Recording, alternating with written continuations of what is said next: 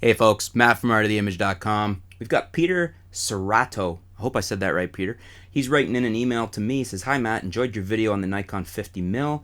I have the G7 with the 14-140mm lens, but I mostly shoot indoor videos similar to your YouTube videos, i.e. one-man show, tripod, use the Panasonic image app, etc." This is exactly what I do, except I don't use the 14-140 very little now. I've got the 50mm f1.7 on right now, the 25 I should say. I'd like to get some good depth of field to blur out the background of my videos. Ideally, I'd get the Metabones 0.64 XL and the Sigma 18-35, but that's a bit out of my price range. Yeah, between the Metabones and that Sigma, you're probably looking at $1,200-$1,300. So I was thinking of getting one of the cheap $100 focal reducers on eBay and throwing a Canon FD lens. Do you have any experience with this type of setup or have any thoughts on what brand of speed booster adapters are best? I don't really have any experience with the focal reducers or speed boosters. I should try them out. Maybe I'll write one of the companies and see if I can get one in for review. But what I would say that's cheap and easy is do what I'm doing right now. Use the 25mm f1.7 Panasonic. These were on sale at Christmas. I got mine for $99. I'm still waiting for mine to come in. But this one here is from Panasonic on loan for a bit. But you still get them for I think under $200. I'll put a link below. You can check it out. Super duper lens. 50mm perspective, great for video. f1.7, super fast, and f1.7 will blow your background out pretty good, even with micro four thirds. So I would check that out first.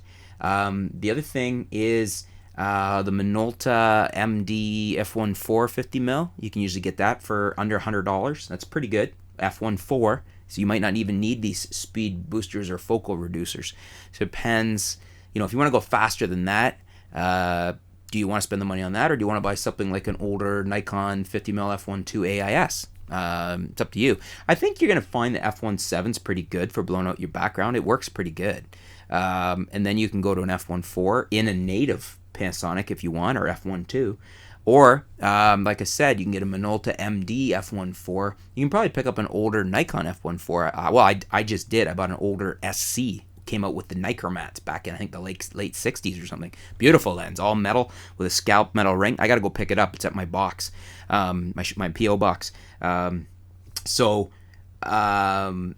I paid, I think, $60 for. It's f1.4. So I would kind of, even if you can borrow an f1.4 lens or an f1.7 Panasonic, see if that's enough shallow depth of field for you. If it's not, then yeah, I guess you're going to have to look into the speed boosters and the focal reducers. And I don't know, guys, the rest of you guys out there, do you have experience with the speed booster adapters or a focal reducer so you can tell Peter what is best? Do you have some feedback you can give him? Leave it in the comments below. Let's see if we can get a discussion going on that, because honestly, I don't have any experience with those yet. But your question has prompted me to look into getting some in here.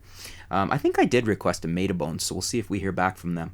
But other than that, I haven't looked at any of the other ones or even requested them. So anyways, thank you very much for your question. Hopefully we'll get some other feedback, because we have quite a few people experienced with this stuff on the channel that comment regularly.